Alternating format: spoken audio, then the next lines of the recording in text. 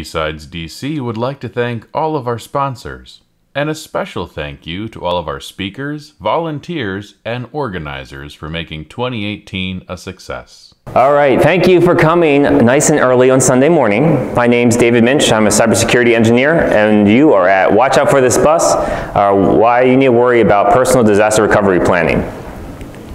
So what we're going to talk about what personal disaster recovery planning actually is. We're going to talk about what your digital life is and why we worry about it.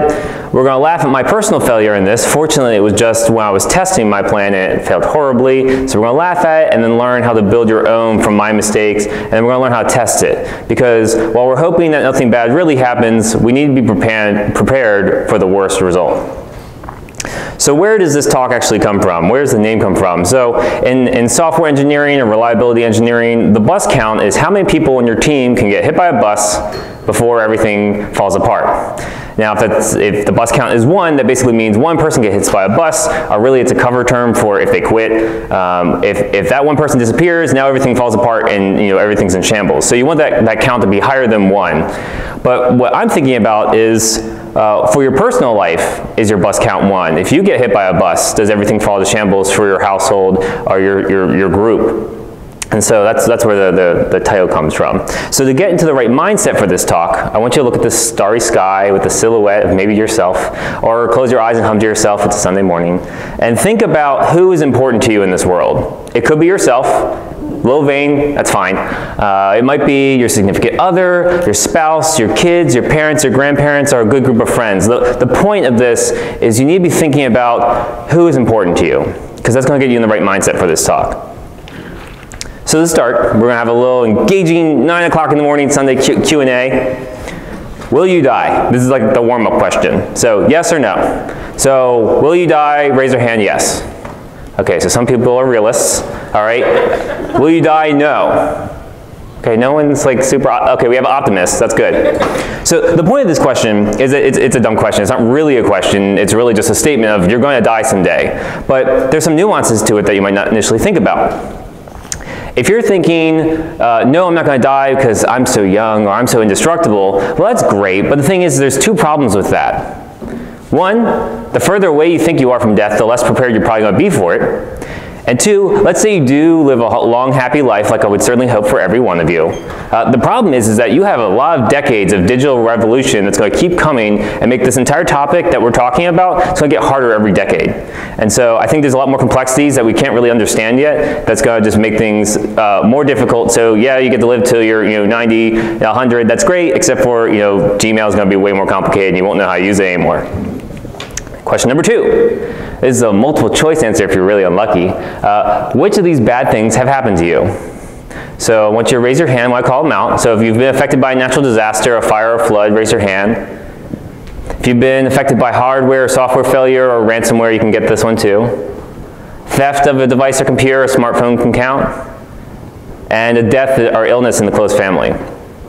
And some of you just held your hand up the whole time, so not good luck for you. But the point of this question is not if you were holding your hand up, it's about the people around you that were holding their hands up too. Because in disaster recovery, the easiest thing to do is say, none of this will happen to me. And if it has happened to you, just to kind of discount like gambler's paradox, like that happened to me once, so it's unlikely to happen again, and a lot of these are random events, so that just doesn't count.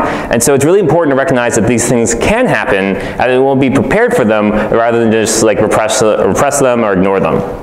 And it's important to realize that these things can happen to you and the people that you care about, because for the rest of this talk, you're dead. You just died. You were crossing one of the various avenues to get to the Renaissance Hotel. You were in a really in-depth discussion about blockchain or something like that, and you got hit by a bus, or more likely in DC, a cab. So you're dead. Now what? Do the people that you care about, are they able to get into your life? Are they able to pick up the pieces? Or is everything just over? Because there's a nuance to this that's really easy to forget about too. We're at a cybersecurity conference where we self-select the people in this room to be the more technical people. But the world looks like this. It's a spectrum of technological competency. We are lucky to be on the right side of the spectrum, where we have debates about Vim versus Emacs or Python 2 versus Python 3, and that's great. But as you slide to the left, you start going, okay, I can use command line, or then maybe you just can use a computer, but Microsoft Word is like your advanced usage. Or then you get to the people all the way to the left that you might be thinking of as well. And they're the ones that like somehow their Facebook status is their Google search and you really just can't watch them use a computer. It's very frustrating.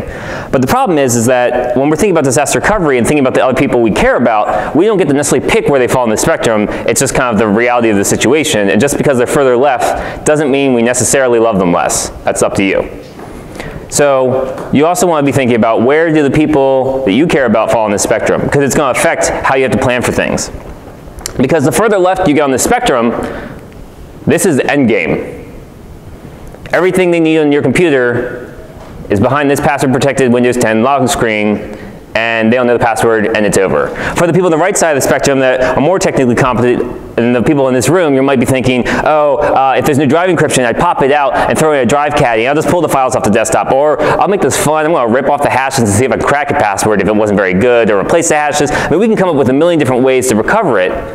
But for a lot of people, this is it. Game over. It's not really some cool CSI story where you're like two people on the same keyboard. Like, this is it. And so that's important. But then there's a flip side to this entire story too. We're very focused on yourself. That's very vain. What happens if the bus hits the person you were thinking about instead? Are you prepared to pick up the pieces? Are you prepared to be the one that's still alive? Or, less morbidly, maybe no one's dying, there's buses that are actually like yielding to pedestrians. But we have these other things that could happen: fire, floods, natural disasters. Ellicott City, a little bit north of us, very cute town in central Maryland, used to not have floods all the time, and now every other year they just kind of get like first-story flooding for fun, and that's just something they have to deal with. So there's a lot of physical disasters that compound this problem because you're worried about, physical problems like your house being flooded, but then you're also worried about, okay, electronics and things being destroyed as well. You also might have to deal with illness. Dementia is going to be particularly devastating because it's very emotionally draining, and the people are still there, but they're not mentally there, and it just makes things a lot more complicated. But just general illness and death can be a problem. And then you might just have theft. You might maybe you did something that wasn't the best thing, and you go to jail for a little bit. But wouldn't it be nice if your family could still live their life and be able to recover the pieces, even if you're no longer there? Or maybe you're in the military and you do a deployment for 6 months to 2 years. Just because you're in the Middle East or somewhere else in the world, I've talked to people in the military, and they have some really weird ways of making sure their family can get into their bank accounts while they're not around. It's not really the best way. And then you also have just your traditional things you might think about with software, hardware failure, ransomware. These are all things that can prompt a personal disaster recovery plan. So now you're back in the hot seat. Do you currently back up your files? So the best case is that you have automatic offsite backups. Maybe you have automatic backups, but they're local. Or you're my favorite category, which is the people that swear to me that they copy things to like a flash drive or hard drive. They do it like all the time, and then I ask them the last time they did it, it was 6 months ago, and they don't know where it is. And then you also have people that just don't do anything, at least they're being honest with themselves. So again, raise your hand, automatic offsite backups, and you'll see how you can do this. This is what I currently do. If you do automatic local backups, raise your hand. Common, and this can be good enough to pay on your risk profile, but it won't prevent against everything. And then, who's my favorite category? The flash drive that you copied to somewhere. Do you know where it is? Yeah. When's the last time you did it? A couple weeks ago. There you go. So she's in like the best slice of this okay category. But we can do better. And then who doesn't do backups, and it's just like not even your problem? Everyone's doing backups. I don't. Okay, someone's being honest with me. I was gonna say I didn't believe you. What if you manually do it, but you do it on a schedule, but it's not automated? If you really stick to your schedule, then that weekly, it's flash drive and everything. it's about the repetition and how long it's been since the backup occurs. If you're willing to tolerate a week loss, then okay. The problem usually with that method, that third method, wrong one. That'll make sense in a second. That third method is really about people setting expectations and convincing themselves that they're protected, but then that period of time that's been since the last backup grows. I know, like my wife used to do it before I put her on offsite backups and before she knew a wonderful InfoSec professional like myself. She had that method, and it was like 2 years old all the time. I mean, like really, it's actually every Friday afternoon. Yeah, no, I mean, and that can work, but that is still a local backup unless you're taking it off-site, so there'll be concerns we talk about with that. So it depends on your risk profile, how much risk you're willing to take, and what you're trying to prepare for. And then your last question essentially breaks down to yes, you lost data, or no, you lost data. You don't need to raise your hand for this one, but think about whether you're upset, whether you are able to recover. This might be, a lot of times people have this context more in their company, but are you willing to lose every single picture you stored on your computer? I know for a lot of people in my family, pictures is like the thing they care about more than anything else because it's just a moment in time, you'll never get that back. So it's important to think about whether you've lost data as well. So the question is, can you recover? So that's two things. One, do you have the mechanisms in place to recover? And then the second point is whether they'll actually work when you need them to. Just because you have the controls doesn't mean they actually work on a bad day. And what I was really worried about, and the reason I started thinking about this topic in the first place was I was adding, like the good InfoSec professional, I was adding more and more controls and convincing myself, okay, like two-factor and everything, extra layers of encryption, like let's do all the things to keep the bad guys out. But I was more concerned about whether I was locking myself out at the same time. And then not only myself, the person I was thinking about at the beginning of this talk in the starry sky, I'm thinking about my wife. She's my primary use case, but I'm also thinking of my parents as a secondary use case. So if I have all these layers of encryption that only I understand how they work, and it's not something an average user gets, do I lock out my spouse in the case of a bad day? Which you could argue is more likely that she's going to need to get in than I need to keep some bad guy that's specifically targeting me and trying to break 3 layers of encryption. So I'm trying to balance that. So I'm trying to make sure I don't cause a bad thing to happen to us. Now, I've been talking a lot about disaster recovery planning in your digital life, but I haven't really talked about what that actually includes yet. So let's go over a couple things. This is just the things I was thinking about. Every person's going to be different. We're going to start with your email. And the thing is that your email a lot of times just seems like, oh, this is where I get all my Kohl's and Old Navy coupons, and that's about it. And people that want to sell me like prescription whatever stuff. And the thing is, yes, we get a lot of spam, but it's actually a centralization point for a lot of our digital identity. So a lot of times your reset emails, your statements, your accounts, a lot of things are going to go to your email. And this is important because when my grandparents passed away a few years ago, they were all paper, analog, like you might expect. That's great. So when they passed away, my dad knew he didn't know about every single account they had. And so he watched their physical mailbox. So every couple days he can check it, and he finds, oh, here's 10 grand that we didn't know about because it's just in some bank account that they never really told anyone about. And that's fine, but I don't get that stuff to my mailbox anymore. I get that to my email. So my accounts and my statements come to my email, and so it's important for someone that's trying to recover your life and piece together the pieces to have access to that email. You may also want them to have access to social media accounts. This kind of depends on how in-depth you are with them. This can be also just a peace of mind if you truly are no longer around to be able to put those accounts to bed. That can be really comforting. I have pictures of the physical Bitcoin, even though really the point of Bitcoin in this talk, it's not about how how rich you should get off of Bitcoin or blockchain and how you invest in an ICO. The point is that cryptocurrency is a purely digital asset. Unlike other banking and financial institutions, that type of thing, usually like with a death certificate or some form of paperwork that you say like I super duper swear this is me, you can get your money back. Cryptocurrency is unforgiving. If you don't have the private key, it's not actually your money anymore. And so I think it represents all the digital only assets we're going to start seeing come up in our lifetime. So if we do live for the next 100 years, cryptocurrency is not going to be the only thing. And this is one of those things that I think about when people are talking about, oh, the world is cryptocurrency. That's great, but what happens when you lose the private key and all of your life savings just disappeared? And shrugging and saying that's too bad is not really a good solution. So we need to think about personal disaster recovery in the sense of as we go more exclusively digital, and crypto is what's constraining things rather than an organizational business process, we need to worry about that more. Your house. Right now, my house is like a Roomba and a Nest. Not really devastating. If I lost access to that, I can recover. But I think we're going to see more home integrations where the home becomes less and less usable if you don't have access in some digital method. And then we have pictures. So this is pictures, files. This can represent a lot of memories, or it can represent many years of hard work, depending on what you're storing on your personal computer. If it's a work, if that's your livelihood too, it could be really important. Tax returns, all sorts of time are invested in your files, so you don't want to lose them. And that's what we typically think of when we're talking about disaster recovery for yourself. And then you also have your cell phone. Now really, if my cell phone got stolen today, I wouldn't lose that much information. I wouldn't be that upset about it besides out $800. But what the cell phone represents is actually representing your phone number, which is a slice of your digital identity. So especially right now, we're in this hump where everyone loves two-factor authentication via text messages. So your cell phone actually is like kind of you now. If you have your cell phone number, that's why people are trying to steal it away from you. If you have access to your cell phone number, you are doing a part of the authorization that shows that you are you. So that's a part of your digital life. Let's say you're crossing the street, you get hit by that bus because you were texting. That's a no-no. Your cell phone shatters. Well, now is step 0 of your family recovering your life. Go to Verizon and get a cell phone with your cell phone number. It might be if they need to get access to things. So two-factor could be in play. So I'm thinking about my wife and the security controls I'm adding, and then I'm like, okay, my digital life is important. I want to make sure she's prepared in case I'm no longer around. So I need to test something. So I start putting together my plan. It's probably some like awesome Friday night where I didn't have anything else to do. And I start putting it together and thinking to myself, wow, I'm such a dork because I'm doing this in my free time.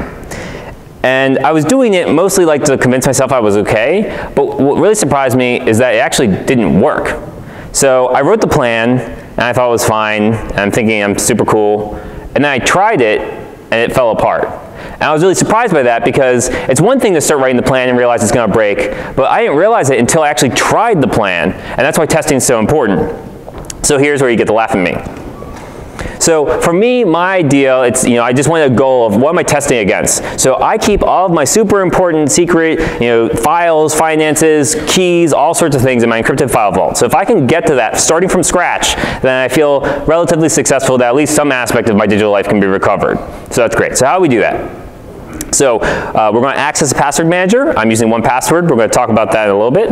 But we get into my password manager. That gets me the password for my cloud backups, so they're automatic offline cloud backups. And then since I don't really trust anyone too much, I'm this extra level of paranoia, I have to decrypt my cloud backups because I do private key escrow, which means I hold the keys to decrypt my backups. Backblaze is not able to decrypt them for me. And then once we do that, we can retrieve all my files, and my plan has succeeded. What could possibly go wrong with this? Do you see it? I didn't see it until I tried it, which is, where would I keep my super important decryption cloud backup keys? They would be in that encrypted file vault I'm trying to get. So now all my files are gone for forever. Every picture I've ever taken is gone. Every file I've ever written, completely destroyed. One hard drive failure could have caused this for me. Even though I had backups, password managers, I thought I was doing everything right. I thought I was like the 1% of disaster recovery until I tried my plan and it was just worthless. That's not great. So I fixed that. And then that story, actually, I was using LastPass at the time. So I switched from LastPass to 1Password. Now, one of the nuances is that LastPass, kind of the default installation is you have your username or email address, and you have your master password. So it's a long random password. It's what protects your LastPass vault, and that way, it's a really long password. No one can get in, and that gives you access to all your other accounts. That's great. You could do two-factor, but I'll talk about why I was nervous about that in a little bit. So I had LastPass, switched to 1Password. 1Password's security model is a little bit different. I like it more, but it's different in that it's username, master password, and then the first time you log into a device, you need your secret key, which is long and random. So where would I store a long and random secret key? In my file vault. So now I can't access my password manager, so I can't even get to the account to log into my Backblaze, and now I can't get to the decryption keys because it doesn't matter because I can't even enter it in the website, and now all my files are gone. And now I'm sad. So even after my first failure, I found that changing subtle things in my security plan actually can cause my backups to fail as well.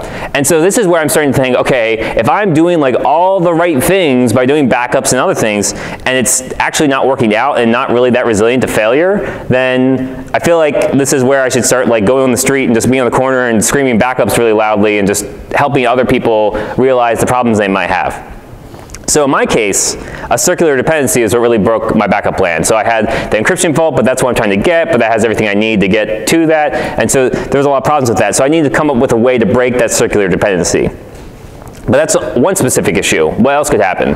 So two-factor. So this is not where I say two-factor is terrible and just FUD and everyone should be scared of it. But the problem is that two-factor introduces more complexity with your authentication. So SMS ones, if your phone's not with you, that could be a problem. Do you have backup codes? Like on the bottom left, that's what Google backup codes look like. That's great, except for where I store my backup codes.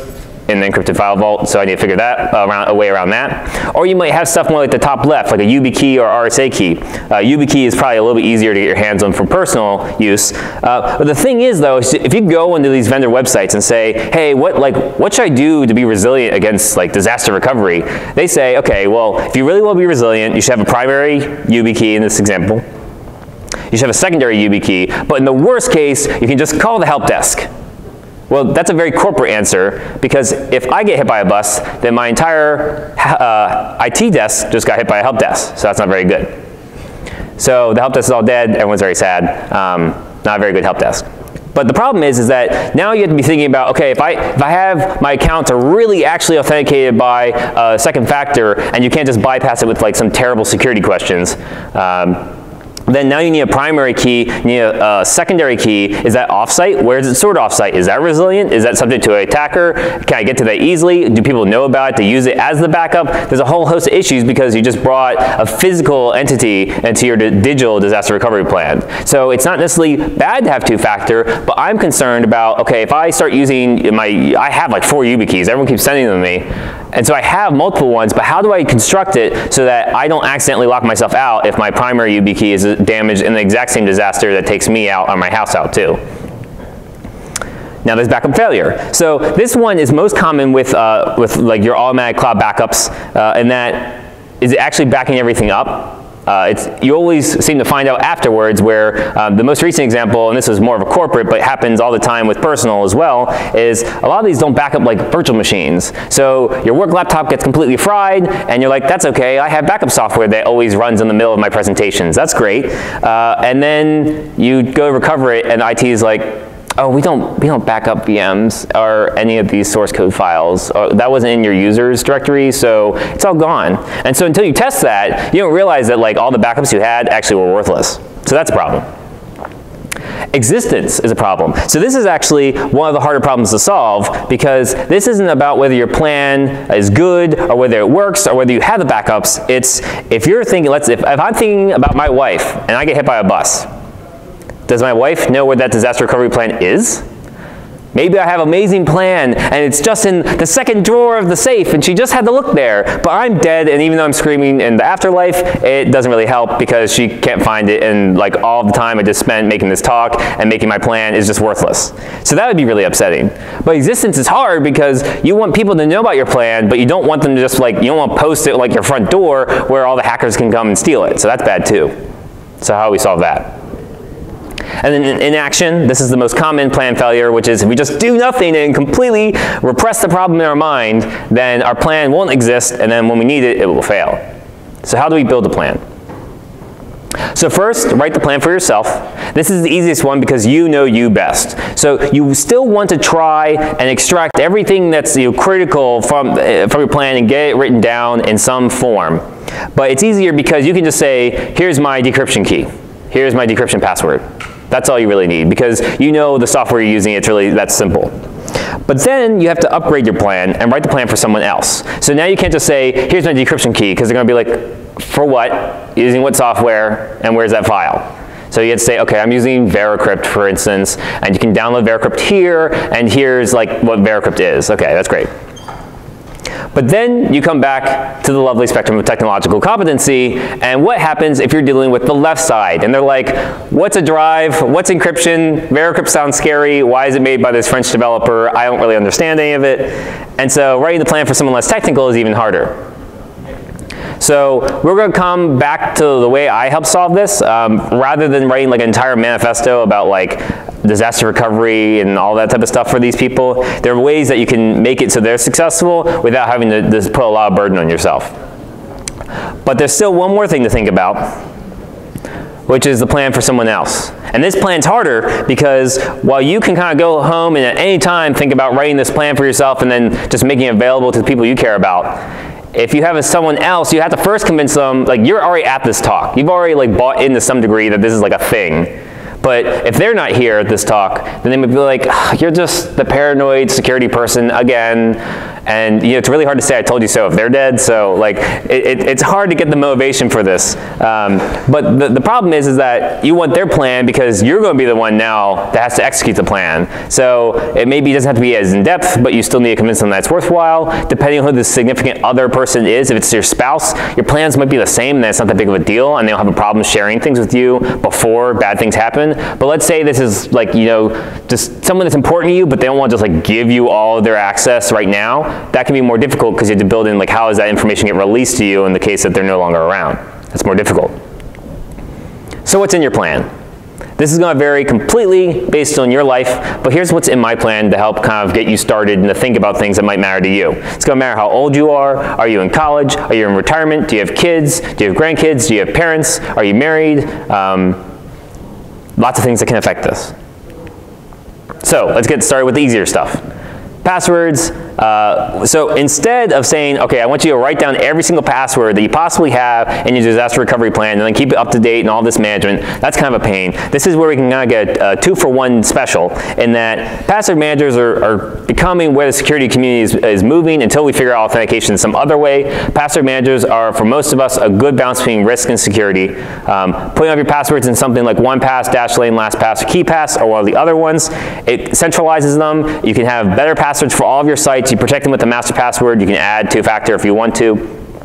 You can add these things, and now you have consolidated access. And really, like just from a security perspective, it's better security. And from a usability perspective, it's way better. For instance, I've been using 1Password right now. Target red card keeps messing up the security questions, and since I know it's all my password fault, I know that they're wrong and it's not me. So it actually is really nice from a usability perspective to get that boost up from saving everything in that database. But you have to worry about your security model. So I've used all 4 of these. There are other ones out there, so you can pick based on your usability model. But like I said, LastPass has a different model than 1Password. I like the 1Password model because it does prevent, again, someone just completely stealing your master password and throwing it on a new device. But you have to worry about, do you have access to that secret key if your original computer that you have it synced with is completely destroyed? So password manager is good, but you want to make sure you understand the implications of using them. That's why we're going to test. Backups, automatic offsite backups. So this is where it's really easy just to pay to make this problem to go away. Backblaze is $5 a month per computer. So that's what I use. It's basically set and forget. It's actually easy enough to install that I can just talk my parents into using it too over the phone, and it's not too bad. So Backblaze is an option. Spider Oak is a little bit more security oriented. Carbonite's an option. If you were one of the crash plan users and they shut down their personal edition, don't let that lapse get to you. Just switch to something else, find something that's usable. Well, people might think about, can I use like Dropbox or OneDrive or Box, these file synchronization services? And my answer to that is you can, they're just not as robust. So a lot of times the storage is a lot less because they're expecting you to use it more. If you're really good about putting all your files in it, and like that's just where you store everything and you have enough storage for it, then I consider this good enough. But if you're like, oh, like, yeah, I put all my files, and then you realize like, a week after your hard drive burns to the ground, that all of your pictures were in like some other folder, then you're going to be pretty upset. So it's nice to have the assurance of just using backup software. It's not that expensive to solve this problem. And then you go around, like you can do the every Friday backups, which I applaud you for being resilient and doing it every Friday. But if you just want it done like all the time and never have to worry about it, you can just like do whatever you want on a Friday, then Backblaze, Spyro, Carbonite, other backup software can help you. Financials. So this is where I'm not saying to put every single detail in like account statements out the wazoo. What really I mean by this is have a table that just says every account you have, name of the institution, what's it for, is there a person, phone number, the usual place you go to deal with this business. And the reason is that rather than somebody having to pick up all the pieces and figure out, okay, here's all the statements and do like a forensics work to figure out what your financial life is like, you can spend 60 seconds and probably rattle this all off and just be done with it. And you just save someone weeks of dealing with it, and you don't have to worry about, can they get into it, especially if it's like your spouse or something like that. You want to make sure that they know about the accounts. This sort of depends on if you're, who's in control of the finances more, but you want to make sure that they're taken care of. If you have cryptocurrency, this is where it comes, the purely digital private keys. Yeah, you want to make sure they know where that private key is, because if you made it big and you have like $10 million in Bitcoin that you don't know how to get out of the market yet, that's great, but if they don't have the private key, then it's just digital ones and zeros. If you're also responsible for a lot of the finances you're dealing with, you may want to think about whether make sure people can access their credit. So if you're freezing your family's credit, which I highly recommend you do with Equifax, TransUnion, and Experian, those are the big three. The fourth one most people don't know about is Innovis, and then the fifth one is the Telecommunications Credit Bureau, which is NCTUI. They're all like not my favorite companies, but the reality is they have all of our information they're willing to give out to anyone who asks, except for, including hackers, unless you freeze it. And as of like mid-September, it is now free to freeze and unfreeze any state, like anywhere. You can read the Senate bill. It's actually surprisingly clear. So it's getting a lot easier to do this. You don't have to pay like $5 a vendor in Maryland. You also might think about the government. So if you have a Social Security account, IRS account, these are things that you might want to be able to have your family be able to access so they're not locked out of this as well. This is also sort of a dual security thing where if you don't have these accounts, you might want to make them because it makes attackers have more trouble making them for you and impersonating you. So this is where you want to have them and you want to make them for everyone in your family, and that's great for security, but then you get hit by a bus and now they can't like get their Social Security benefits, or they can't file their taxes because they don't have the PIN that you set up for them. That's a problem. So again, making sure people have access, be able to share that access within your plan. You might want to put your insurance here. This you might just have in your wallet. It depends on the circumstance, but again, 60 seconds can save you someone a lot of hassle. Maybe you got hit by the bus, it just wasn't going quite fast enough, and so they need your insurance information. It'd be a lot easier for them to get that to the hospital and to the insurance providers before you get the bills of like $100,000. Let's get this taken care of. Or the bus was going fast enough, maybe you ran into the bus a little bit, and so you need the life insurance. If it's through your company, that's probably not going to be that hard to figure out, but if you have additional policies for these types of insurance, you want to make sure people know about them, because it'd be really unfortunate that you've been paying premiums and then you never make a claim when you need it. If you're thinking about your home technology, what IoT things are we starting to put in? What's your network like? I know for my network, I manage the heck out of it, and that's super fun, and I have like 6 VLANs. That's great, but it's horribly unusable to like anyone on the left side of the technological spectrum. So is there a way to simplify that? Do you just need to rip it out and put something new in? How are you going to do that if you're no longer around to manage it? Because I am the IT help desk. Any other keys you have, you could use this as a time to think about like just actual physical keys, like where are the copies of that, but are there other keys we're going to start needing as our homes become more complex? And then back to two-factor. Where are those two-factor keys? If you have the backup ones, that's great, but where are they in case that someone else needs them? Where are you storing them? Now, something I have in my plan, that this is what helps dramatically reduce the complexity of some aspects of it, is I have points of contact. So I'm actually going to pick on the lovely room monitor, my friend Brian over here. Everyone say hi, Brian. Hi, Brian. Hi. So Brian is my friend, and so rather than talk about like how cool encryption software is and what VeriCrypt is and all these complexities, rather than write like a 4-page long essay in case my mother has to decrypt my VeriCrypt backup, which is just probably not going to happen even if I write a really long explanation, I can say, my buddy Brian, here's his phone number. Here's what the vault is, just let him do his thing, and I trust him. He will get you the results you need. And I have a friend for my mediocre amount of cryptocurrency, so if they need to get into cryptocurrency, talk to my buddy Tyler. That's it. So rather than write this long essay that's probably not going to work in the first place, I just say, here's a point of contact, this person can deal with it, and I'm way more confident that something's actually going to go right than if I just try and explain them through the process. So this is something that I think is a good place where we can rely on our friends, we can rely on others in the industry, and I think if you talk to people or you hear people talk about this type of thing, I mean, we are the people that can help with this. So, you know, if one of our friends did have something bad happen to them, I think we'd all be like, oh, how can we help? And rather than like bake them a casserole, you can also help, like actually like help their family's problems by being a point of contact. So that's where we can step in as a community. So we're talking a lot about digital, but let's get some bonus points too. So if we're thinking about like what happens to my hard drive if there's a flood, then you're also probably worried about like, crap, there's a flood, what should I do about my house? And so we won't worry about that as well. So what should we do to prepare? There's a lot of things you can do, and I'm not saying go full prepper and have like 365 days of beans in your basement. You can. Costco has great deals on that, by the way. But you won't be thinking about, okay, like what should I have like ready to go? So from a tech side, USB chargers, cables, and those backup multi-factors, and a go bag, super handy. Keep your cell phone charged way longer than anyone else. That's great. You want ID, first aid, food, water, radio, duct tape, and you can do like plastic sheeting depending on how paranoid. If you want to start doing like what happens if a nuclear bomb hits DC, there's a whole lot of stuff like don't use hair conditioner apparently is in like the government handout. So it's interesting to like read about that stuff. Apparently conditioner is like a no-no in case like the world's ending. So you can think about that. But there's a lot you can think about here. Just having some sort of plan. Like we're talking all about our digital life. It'd be a shame to not spend at least like 10 seconds thinking about physical kits. And then you also have an analog will to worry about. So like if you get hit by a bus, it'd be nice to deal with like the legal aspect of it as well. So I'm certainly not a lawyer expert on this, but really it breaks down to your executors, who actually runs the will to ground, who gets the money from stuff and how the thing's divvied up. And then if you have kids, who are their guardians? All this stuff will just kind of like happen by default, like the legal framework will take care of it, but it might not be the way you really intended. So you want to think about this. And where analog will is actually kind of interesting though, is one of the things that we're going to talk about is where do you store your digital disaster recovery plan.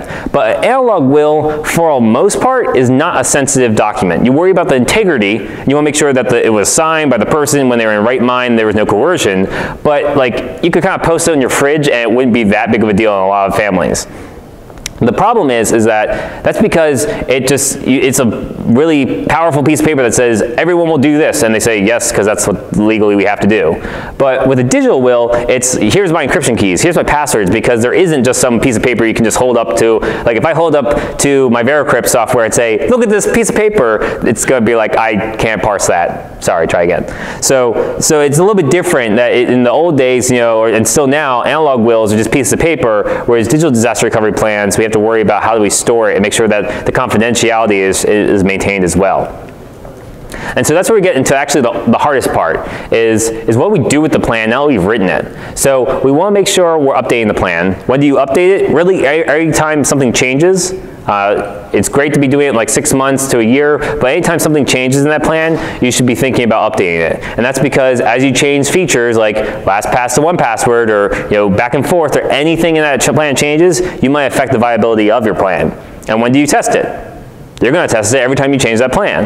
If you really just like add a new bank account into the table, I'll let you go on that. But if you're changing big important things, you should be making sure you test it.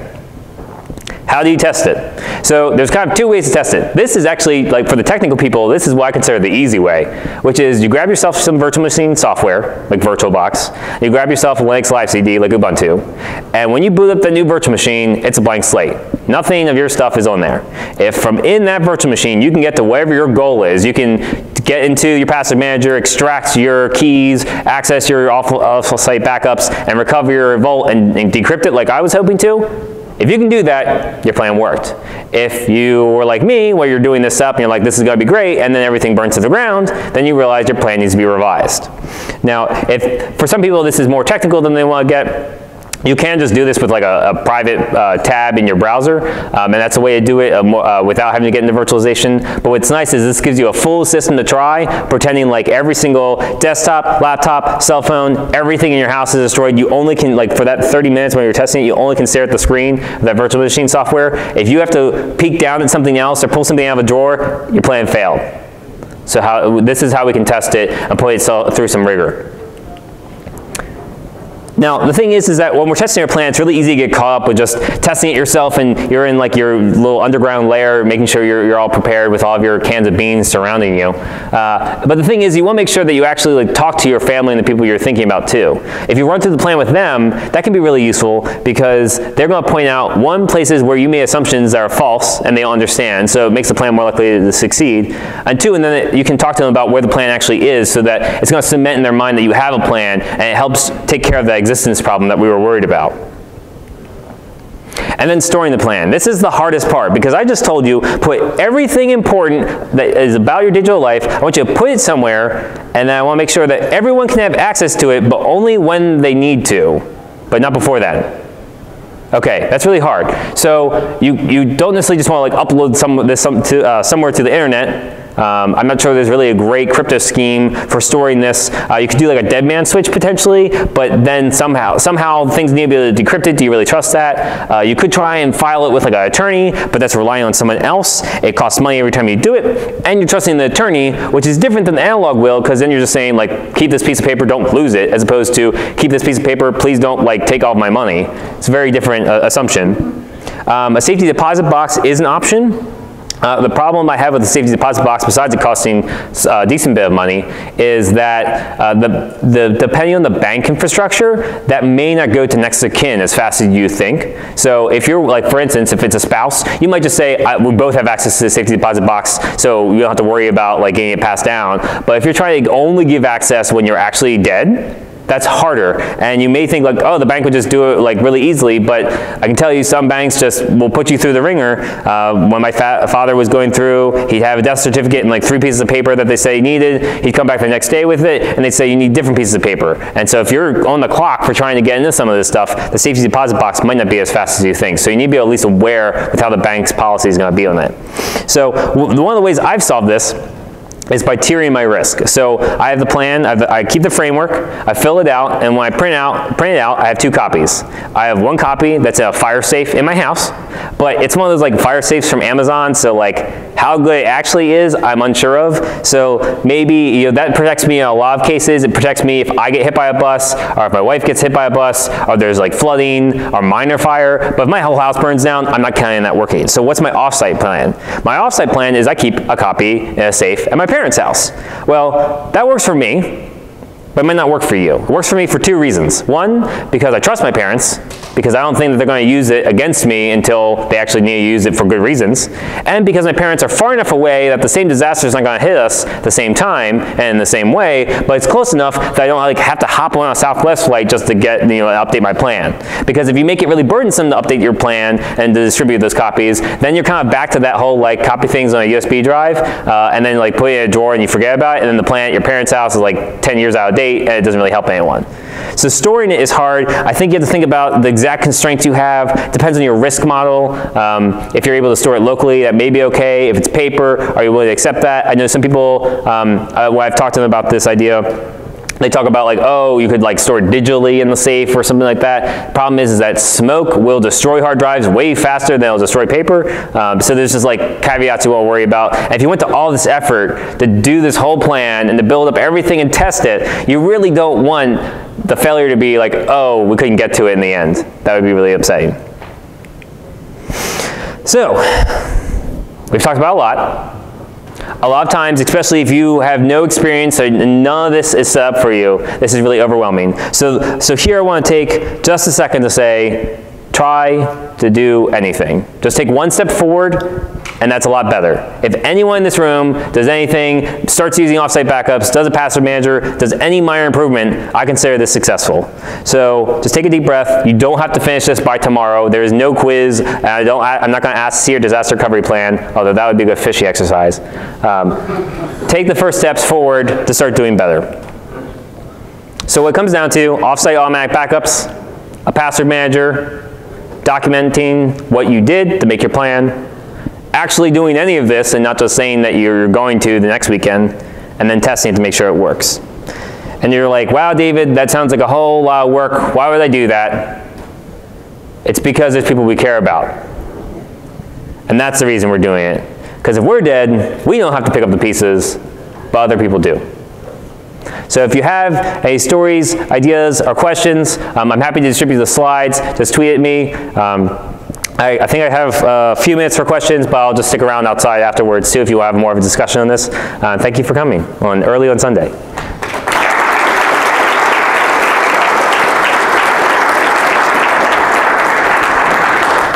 Hey, question?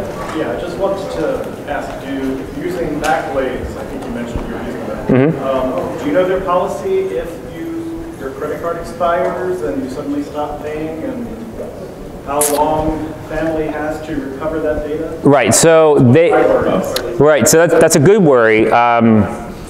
I feel like someone just talked to me about having this happen. Usually they will, I don't know the exact policy, usually they will retain it for like 30 days, but won't give you access to it until you pay up. This is one of the reasons why email, I think, is important to have access to, because while it's not going to directly get you anything, it will help you, like, oh, I can just start monitoring that. Oh, they have Backblaze. Maybe you just give someone your email account and you don't even write up this whole plan because you just never got around to it. If they start seeing, oh, the Backblaze is giving me a weekly email, oh, that's how they use backup software. Like, people can figure that out, and then that helps with the credit card notices. It helps the continuity of that, as opposed to just like, like we had backups, but you forgot to pay it, and then you got hit by a bus, and now it's all gone. So that the email, I think, helps with that. Do you know Google Inactive Account Manager? Do you know about it? No, I don't. No, it allows you to give access to your Google account after a certain period of inactivity. Okay. So what I do is I already configured that to give to my mother and to my wife access to my Google account. And on Google Drive, I have a document with my master password and a copy of my KeyPass. So if I stop using my Google account for, let's say, 1 month or 2, they will automatically receive a copy of my, they will automatically have access to my Google account, and you will be able to enter all my accounts and everything. Okay, so yeah, that is one option. I've seen I think LastPass does this. I'm not sure about the other managers, where you can do basically like a dead man switch like that. Part of it is how long you're willing to make that period. So you said a month or 2. If they offer something shorter, are you okay with something being shorter? Are you okay with them having to wait a month or 2 to get into that? Because let's say, oh, it takes a month or 2, but then you're now into his problem of you didn't pay your bill, because of course things are going to line up to be the worst timeline ever. So you forget to pay, like the Backblaze is due the day you die, and then it takes a month or 2 to get into your Backblaze to pay that, and now the backups are deleted. So that's certainly a good model. I've seen periods that are way shorter, like essentially 48 hours, or some will be, like the user can go in, say, I want to recover this account through the dead man switch, and then it emails you. If you don't click a link within like 48 hours, it will grant access, and you can pre-specify the emails. So there are ways to do that. Google is a good example, because a lot of times that is sort of central to our digital lives. The problem is that you also want to be thinking about like all the other ancillary accounts that you might care about, and maybe the master password might help with that too. So that could work. Have you tried doing it? Does it work? What is it like? And that's actually hard to test, because are you going to say, oh, I'm not going to use my Google account for a month? You're relying on Google, and if it doesn't work, Google doesn't really have a phone number. So sort of the notorious problem. So I'm not saying it's a bad idea. It's actually a great idea on one of the ways you could do it, but it's not. There are ways that it could fail. I just don't know how much I trust it. I got this email from somebody else's account that says you can have access to it. What? Yeah. So. And it's also limited how long you have access to that admin account. Right. Yeah, I mean, there are ways that like Google will do that, and you can delegate that access. Depends on the person you're thinking of. Is it someone you only want access when you're no longer around? Are you okay with them having prior access too? So these are things to think about, but that is something I'd like to look into more, and seeing exactly what the parameters are, and that might be a good option for storage. Depends on whether you also trust, do you want to put something as sensitive as just like all the keys of the kingdom in a digital form in the first place? And that's something I struggle with, is even like 3 layers of encryption, do I really ever want to write down some of this stuff? I'm not sure I like having the, here's how to take out David 101 plan. Have you thought about the aspect of the physical safety of the lockboxes and the contents? That's something I've been worried about, just knowing how easy it is to open up a lockbox. I worry about writing a document with all the actual passwords in it in order to get into like one password. Right, and so I think some people like the, that's why safety deposit box come up, because then it's sort of like pick the bank, like you have to go into the bank and do something with it. There is like the fire safe I have, like I haven't tried it, I should try that. Like I have a lockpick set sitting like 10 feet away from it. It's probably not that hard to pick. It's like a terrible looking key, so I doubt it's more about fire safety and waterproofing than physical security. You could invest in a actual better safe. A lot of the cheap safes, like under 150 bucks, you can just drop it and it will unlock for you. So that's great. There are other talks probably here about that. So I do worry about that a little bit, but at the same time, like I'm not sure how convinced I am yet. Like that, if people are breaking into my house, they're going for like the disaster recovery plan versus like my wallet. So it's about the risk profile. I'm probably a little bit more worried actually about fire and flooding than like a hacker physically coming into my house, or someone that would know what to do with the disaster recovery plan. Now I guess if I wrote it really well, they could call up my buddy Brian and be like, hey, I'm a hacker trying to get into David's account, and he'd be like, this would be a great prank. And so we'll have to see. But so it's a balance, how much you're worried about physical security and how much you're willing to go hide it. I'm kind of 50-50 on that.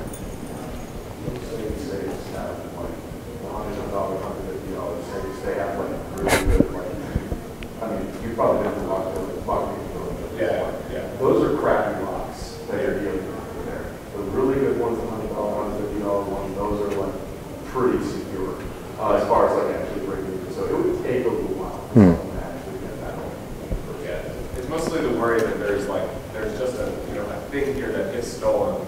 Yeah. And this is the general concern that I think a lot of passwords, like I don't know if or when that would be used against me or my family, and there's no way to get it back once it's walked out the door. Right. So that's kind of the issue that I was thinking. Right, and even if I'm thinking about picking my safe, but the reality is it's light enough you could just like walk it out the door. So there's issues with it.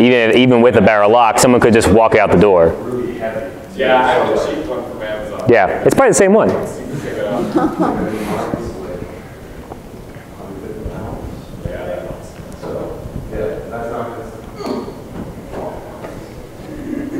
All right, well, I think that's all the time we have for questions, so thank you very much for coming. I'll be outside the doors if you have more questions or want to share a story or something like that, but thank you very much for coming.